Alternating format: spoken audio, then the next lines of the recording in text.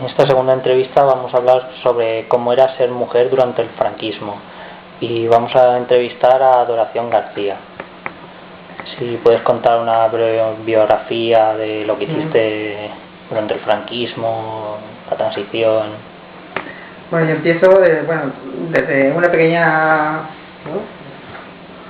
biografía, ¿no? Sí. Desde que nací en Calafell.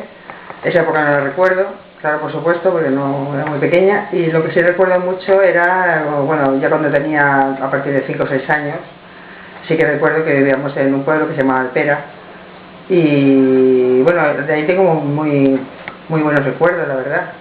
No era yo sola, de momento era hija única, y no tuve, era pequeñita, de 5 o 6 años, hasta los 8 o 9 años no tuve ningún problema. Estuve muy bien, jugaba, para arriba, para abajo, nada. De ahí no tengo malos recuerdos, ni ninguna nada que contar así raro, ¿no? Luego ya a partir de los 10, 12 años, ya sí que mi madre me empezó a marcar. Me empezó a marcar porque ya entonces me hice mujer, con 11 años yo ya era mujer, entonces como que eso era, para ella eso era una cosa muy como tabú, ¿no? Como que había que cuidar eso mucho, que nadie te tocara, ella no tenía eso de su educación, eso le había marcado mucho, ¿no?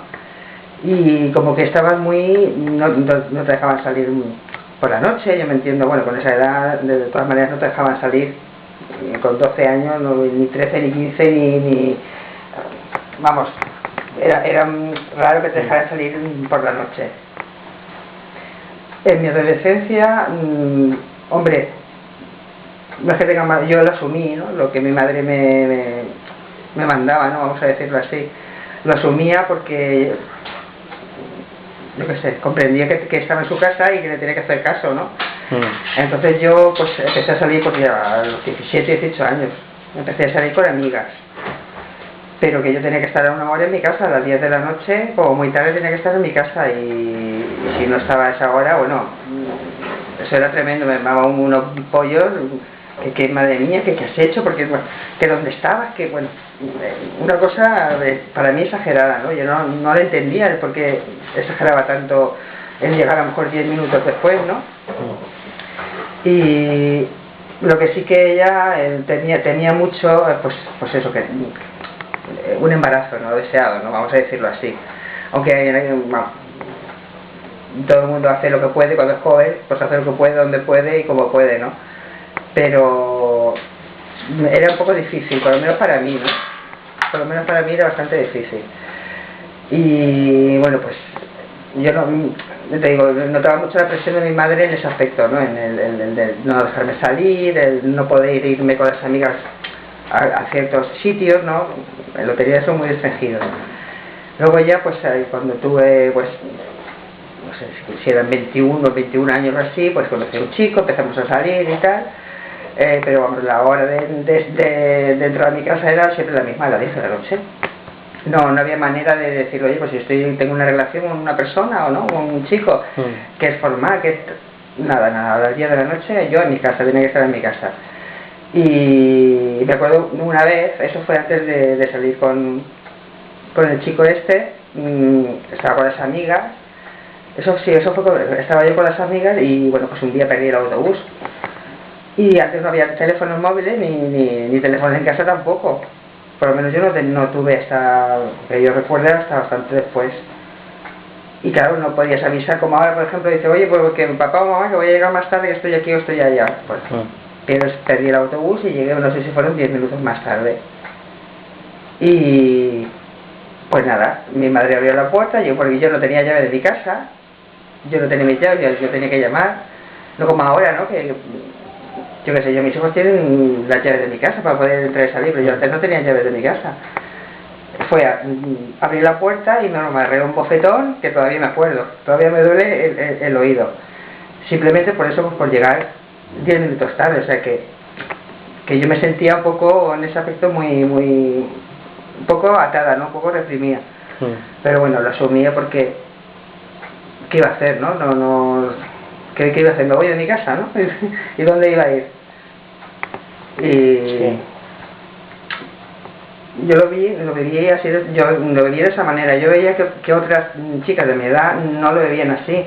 O sea, es como si hubiesen tenido un poco más de libertad, ¿no? En ese aspecto de salir o de volver a otras horas, más tarde, o... En cambio yo sí que ahí lo tenía eso muy marcado. Pero era por mi madre, ¿eh? Era por parte de mi madre. Por parte de mi padre, bueno, el hombre yo supongo que claro, estaba de acuerdo. Yo nunca le dije a mi padre si podía llegar más tarde, siempre se lo decía a mi madre, que era ella la que llevaba la casa, vamos a decirlo así.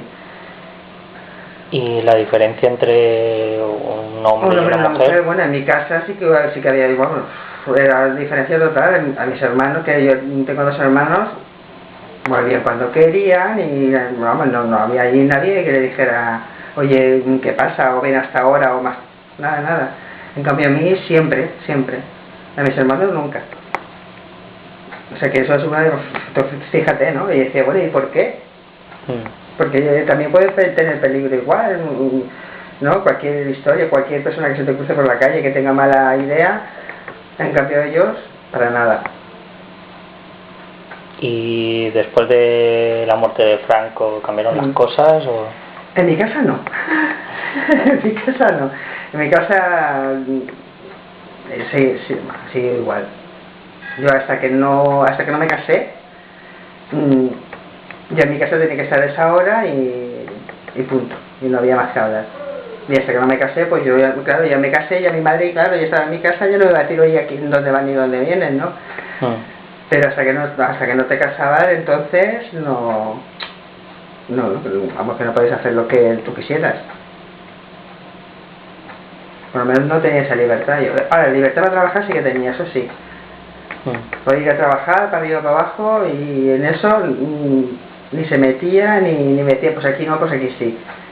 Pero para lo que era salir y tal, eso sí que no tenía ninguna libertad. ¿Y te educaban de diferente manera? O sea, ¿quién? En comparación con tus hermanos, ¿te educaban de otra manera? No, lo que es la educación o la creencia, vamos, porque antes era mucho la religión, o también la religión te la inculcaban bastante. En ese aspecto no notaba yo diferencia. Y en casa, lo que es en casa, en lo que es hacer a lo mejor las tareas de la casa o hacerse las camas, la habitación.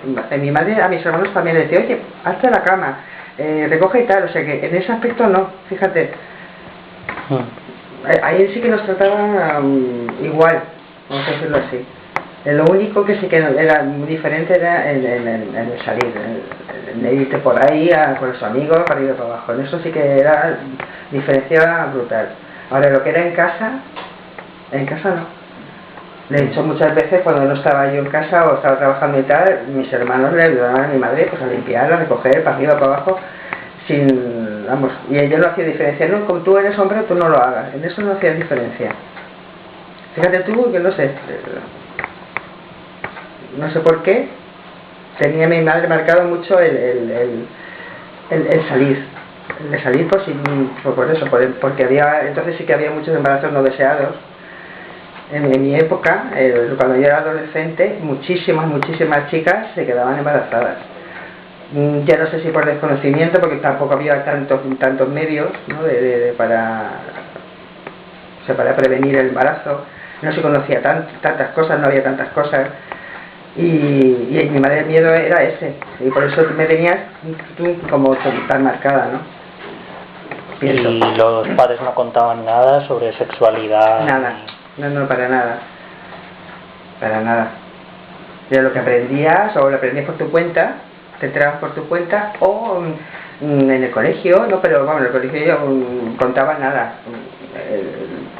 Lo que era el sexo masculino, femenino, pero vamos, no te hacían prevención, vamos a hacer así, una prevención de embarazo, ni anticonceptivo, ni te explicaban nada, ni nada. Eso era como un poco tabú. ¿Y a los padres les importaba lo que pensaban los demás sobre sus hijas? Sí, muchísimo,